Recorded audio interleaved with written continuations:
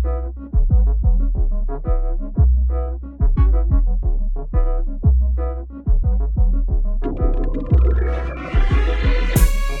the studios of TLC Talk Radio, it's your girl TashaTalkz.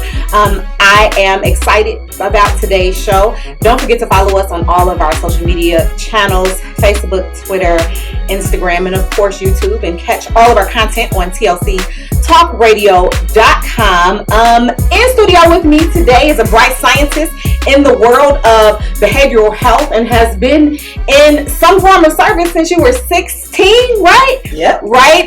May is Mental Health Awareness Month, and our guest has a new journal out called Positive Thinking. I want to make sure I show this to those of you who are watching. Crisis Life Strategist Yolanda Orangeberry, welcome to the show. Thank you, Tasha. Welcome. I'm so excited to have you. I'm so excited to be here. Man, May being Mental Health Awareness Month, on the show, on all of the shows on the station, we are proponents of taking great care of our mental health. And I know that sometimes there's a stigma behind it. And this is what I say to my friends.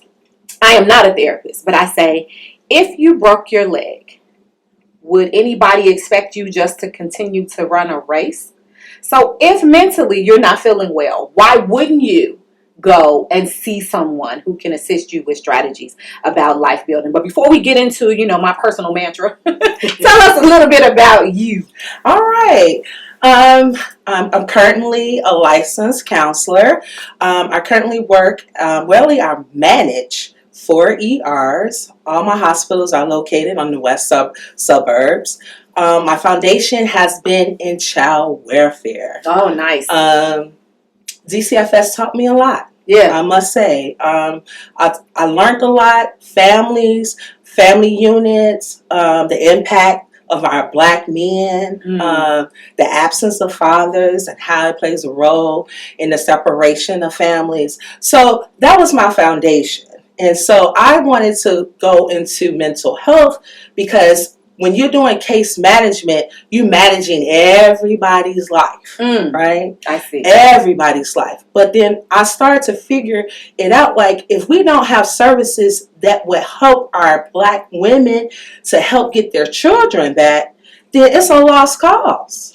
Let me back up a little bit. You were with DCFS for how long and in what role? So I was working for private agencies. I was working from 1999 to about 2015. Okay. To 2015. But I was a case manager. Mm-hmm. Then I was a pride trainer, which I trained the foster parents for 9 years. Nice. So I was a trainer for the department. Then I got into the role of Go ahead. Then I got into the role of actually being a therapist. Nice. So I've served and when I say I've served my time in the trenches, honey, home visits, taking people, taking children out the home, advocating school IEPs, like I really help manage the lives of individuals.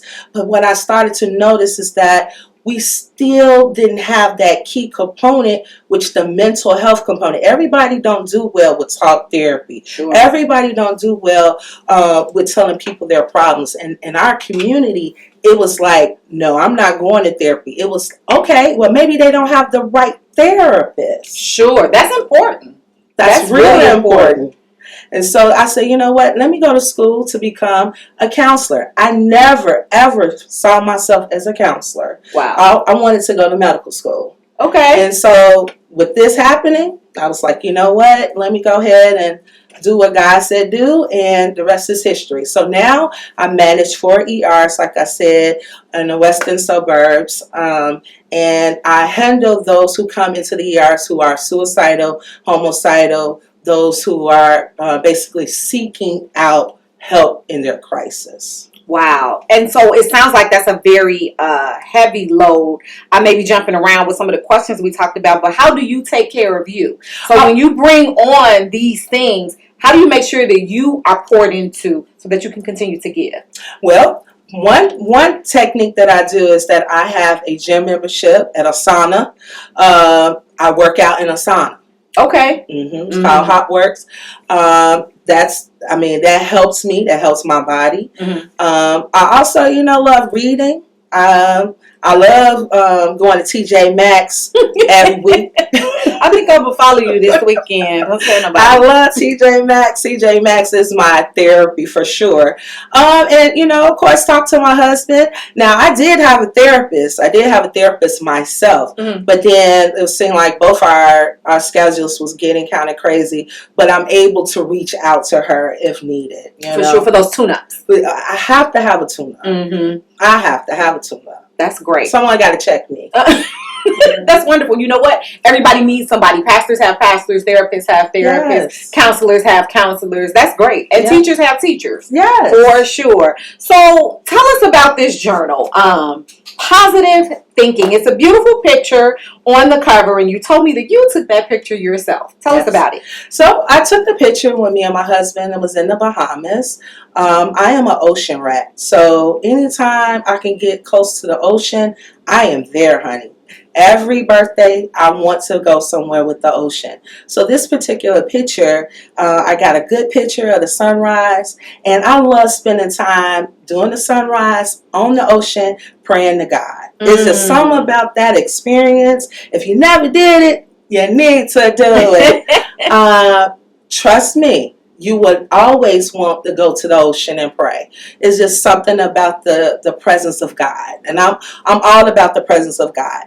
And so I chose the keyhole because if nothing else, you need to have one little vision of something to see that there is an opportunity, a hope, inspiration of something that is better than what is now. And so I called the journal Positive Thinking because when I went through colon cancer, my doctor told me, if you're going to have a negative mindset, you're not going to do good in chemotherapy. And I was like, what does that mean?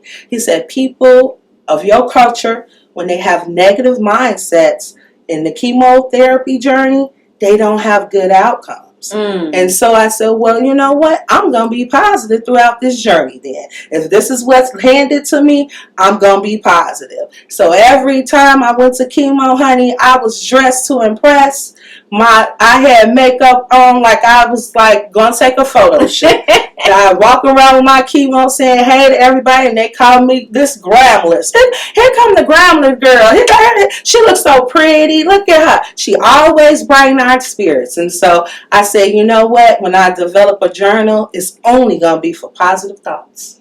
Wow. Now that's a story. And I know that the impetus of this show, the focus of this show is about, the journal. But let's go back a little bit, because obviously your story as a cancer survivor, which those of us who know you, watched you go through, you documented those pieces on social media. Tell us about that. What if there is one takeaway from that journey? What was it?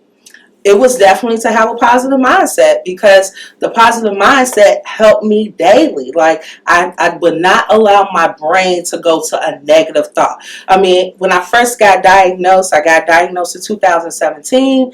I had to fight for a colonoscopy because I was approaching 40, and they was like, you're too young. The insurance is not going to pay for it. And I was like, Lord, my stomach is hurting me. Something is wrong. Sure. My doctor was saying, maybe it's your blood pressure. Your blood pressure is extremely high. It's something, but I just don't know what it is. I'm like, get my stomach checked out. Yeah. And so she was like, you know what? I'm going to send you to the specialist. She sent me to the specialist, and he was like, look, you've been complaining about this stomach for months. Look, I'm going to go ahead and just give you a colonoscopy. And I was like, you know, I ain't going to go through the insurance. He was like, at this point, you're in pain. I need to see what's going on. Yeah. We had to handle that after. Yeah, thank God for that. Thank God for that. Because then I found out I had a tumor. Jeez. The size of a golf ball. My Lord. And it was stage 3. And so if you had not pushed and if he had not acquiesced. You got to advocate, y'all. Man. You got to advocate. Say it again. You got to advocate for yourself. You got to advocate. And so the thing he said, he told me, if something is wrong, I'm going to tell your husband. And so I heard the nurses who was taking me out of the examination room talking about they found a tumor. And I was waking up out of anesthesia. Mm-hmm. And I was like, what? They found a tumor? And they said, oh, no, it's okay. It's okay. And so I was just waiting till they got to that room because he said he was going to tell my husband first. Mm-hmm. And when I saw my husband's face, sure, first thing he said, you're going to be all right. And I was like, what? What happened? Right, what is it? I was crying. I ain't gonna lie. I got that. Sometimes you gotta stay in that emotion, okay? Mm-hmm. It was appropriate for me to cry. It was appropriate for me to scream out, like, what is it? And so my husband he said that you have a tumor, and he did say that it looks like cancer. And I was like, oh my God. But one thing he did say too is that he don't know what stage it is, and it looks like it can be cut out, and it looks like if anything else, you're going to be okay. Sure. And so from that, the rest is history. Yeah, wow. And so the advocating and the positivity as you start, what is a scary journey? And I'm glad you said that you need to cry. I think some people feel like crying is some form of weakness.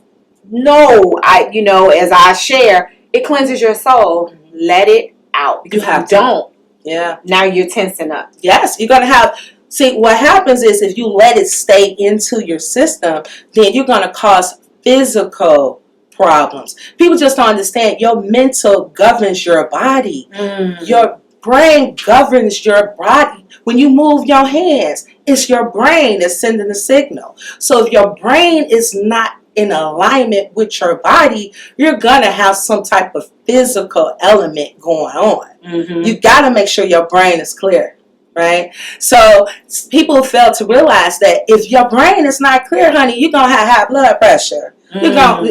You're going to cause you some diabetes. You might get obesity, whatever it looks like. So you got to make sure, to me, the first thing is making sure that your brain is together.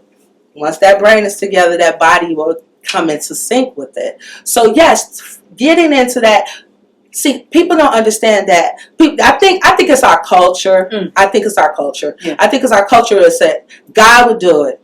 God would heal you. Honey, I'm a believer. I know He will heal you. Mm-hmm. He healed me from stage 3 cancer. Hallelujah. I know it can be done. The thing the church will always push forth, the church will change you. The church will change you. But in some situations, the church is that support, and you need support. Sure. But you also need to have that other entity. And that other entity might be a therapist, mm-hmm. might be, a social worker, might be even someone that can support you. You don't always have to really talk to a therapist. You can go to a group support. Sure. And kind of stay in the, if you don't want to be that person telling your business, but go amongst the people that are dealing with the same issues. Then you can hear their stories, and then you can kind of make your own changes from just hearing what they say. So staying in your emotion is very important. It's kind of like human development. It's like, okay, if you walk first, that don't mean that you're not going to be able to crawl. You got to learn how to crawl too, though. That mm-hmm. means you're going to back up and you're going to learn how to crawl. So all that to say is that you got to release that emotion. Because if you don't release it at that time, honey child, it will come out as a trigger. Let something else happen. All those emotions is going boom, pop, and there you go in a crisis situation. Yeah. Now listen, you said a word. We could end the show right there, but obviously we have more to share. I think you said something a moment ago, and you talked about how different approaches in letting things out, and journaling is probably one of those ways for the people who just won't talk. Right. Is age a factor when writing? Like, obviously, if you know how to write, does it matter? Does it matter how you keep a journal? Is it okay to do written, voice? What are your thoughts on those things? Well, so in therapy, there's different styles of outreach, right? Different coping skills. I found, this part 2, it's so many reasons why I came up with this journal. One of my patients got shot in the head, and so her mom called me when she had just got shot like the day after. Mm-hmm. And I was like, why is she calling me and she's in the hospital? She was like, she just wants you to know that she's coming to therapy next week. I'm like, why that ain't important right now. But what I've learned from her was her determination. And so she is a writer. When I say she a writer, she documents in a journal. And she was doing this even before our sessions, but even when I had her as my patient, she continued to write stories and poems, and then it just started going from negative to positive. And then I told her, I said, hey, you need to, possibly do a book or something because you're so good.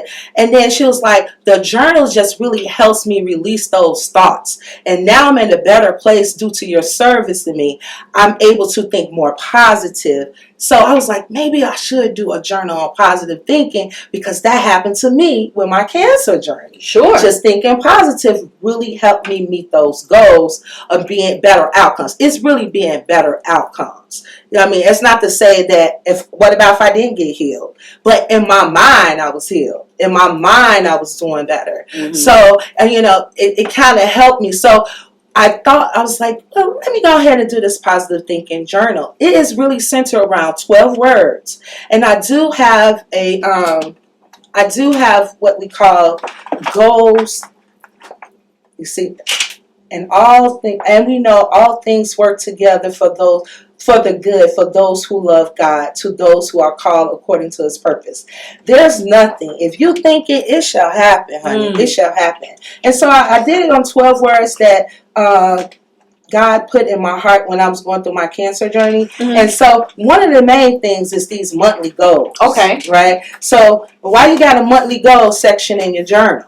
Because it's a positive thinking journal. For sure. So we got long-term goals and we got short-term goals. And we got personal developments. We got relationships we're trying to heal. We got health that we're trying to heal. We got finances we're trying to get together. We got business and career things. And we got other things that we're trying to do. So if when you got a planner and you said, oh, I'm going to do this at 10 o'clock. Do that for your journal and say, hey, I'm going to write positive for the rest of this time about meeting my goals. Or even just saying, I just want a positive mindset. And you will see as you read your journal, review your journal, this can only make things better for you.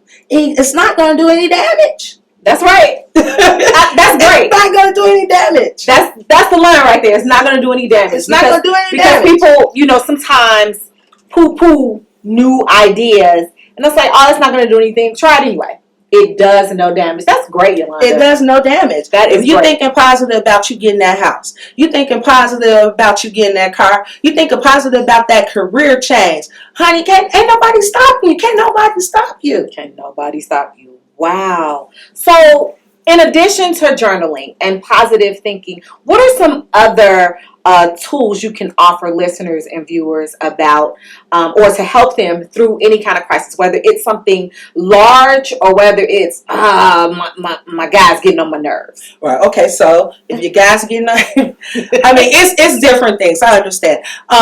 First, you got to be true to yourself. That's the first thing that I tell my patients. Hey, you got to understand where you are wrong and where you are right in a situation. Sure. Get in tune with what is going on with yourself. If you know that you become overwhelmed in social interactions with other people, honestly know that you have a problem with that. One of the things that how you can better yourself in different situations is first being honest with yourself, and then affirmations. I preach affirmations. Affirmations is a way to get your mind focused for the moment.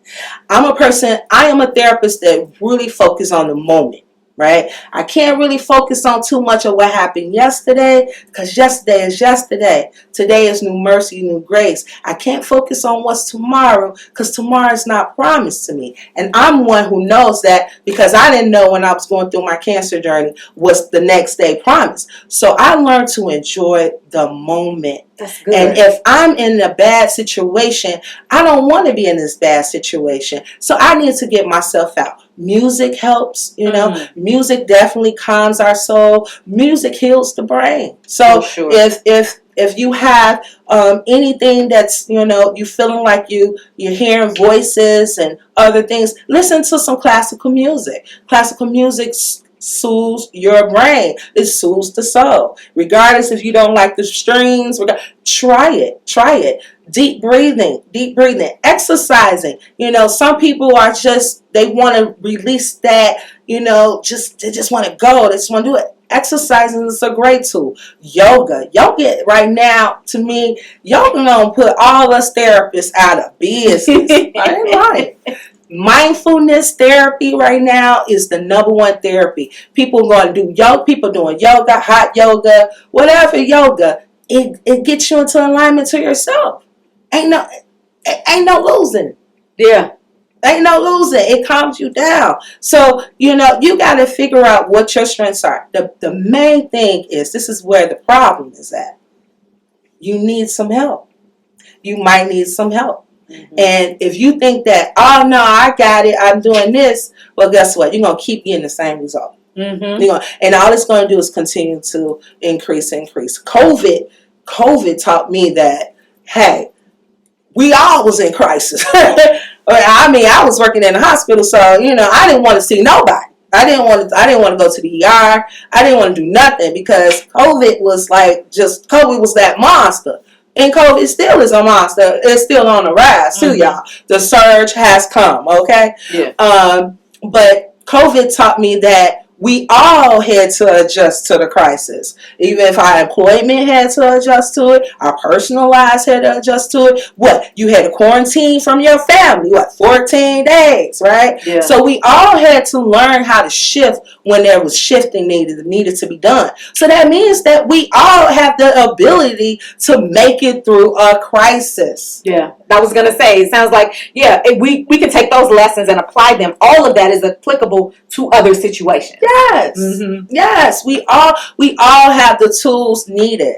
Another thing that helped us through crisis is help.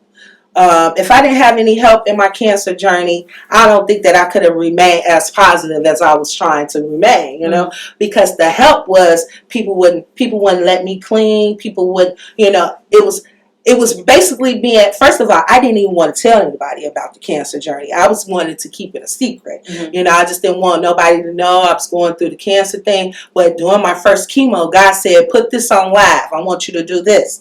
And I said, I don't want to do that. And he said, do it, because when you look back at it, it's going to be a testimony for all to see. Mm-hmm. And sometimes it ain't about just you. Sure. It's about helping others. Yeah. How many other people did you encourage by sharing your story? By sharing your story. Mm-hmm. But I wanted to be selfish. But God said, no, you have to release that. And so sometimes you got to ask for help. We don't ask for help. People don't ask for help. Even if it don't have to have nothing to do with like therapy. Just if you really need some money and, because that anxiety, that worry, it's going to eat us up. I'm sending this episode to a friend immediately. And he knows who he is. It's going to eat you up.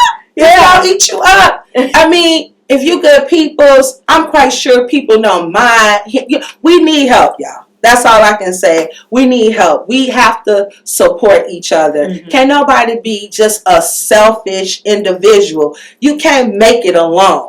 And human beings are meant to be interdependent. Yes. Mm-hmm. Yes. That doesn't mean you can't do things for yourself, right. But we will all need someone. Yes. At some point. Yes. I'm sorry, at many points in our lives. Are those your parting words? What's the final statement you want to make to the listeners and viewers today? Well, Mental Health Awareness Month, I want you to take a deep look into yourself. If you're dealing with some feelings of like isolation, suicidal thoughts, lack of energy, excessive worry, these are symptoms that's saying that there is a need to seek out some type of help. Sure. Some type of help. Understand, be true to yourself. Understand what you are going through. Someone else has gone through that. And it's okay. It's absolutely okay. Be real with yourself, because what you've been doing, it might not be working. it might not be working. And the church, yes, the church is the place of healing. True, absolutely true. But we also need to have more support as well. Yep, because we are the church. Yes, we are. We are. You are releasing this journal on May 28th at an event. Tell us about that and how people can get this journal. Okay. People can get this journal at crisislifeskills.com. My landing page, you will be able to purchase the journal. The journal is $25. But I'm also speaking at Malcolm X College in the city of Chicago on May 28th at 12 o'clock noon to 3 p.m. And you're going to receive a free journal if you attend.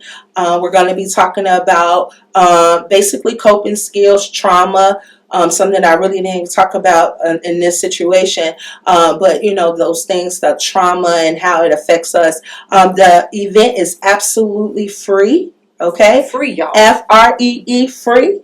And it's going to be a wonderful, wonderful experience. Mental health awareness, I think, doesn't get a lot of play because a lot of people don't, really, believe in it or whatever. But I'm going to spread the word. Mental health awareness is so important. Please come out, receive your free journal on May 28th at Malcolm X College. All right, noon to 3 p.m. Yolanda, thank you so much for joining us here on Tasha Talks as we discuss mental health here during Mental Health Awareness Month. And I think it's important. I think it's more than important. I think it's essential. Yes. As we deal with the traumas, as you mentioned. And don't worry, we'll have you come back to talk more about that. The traumas, the things that we just deal with daily, we don't realize impact us in a way. So thank you so much for bringing much needed attention to this. From the studios of TLC Talk Radio, this is your girl Tasha with Tasha Talks. Don't forget to follow us on all of our social media channels, Facebook, Twitter, Instagram, and of course YouTube, and catch all of our programming on tlctalkradio.com. We'll catch you next time.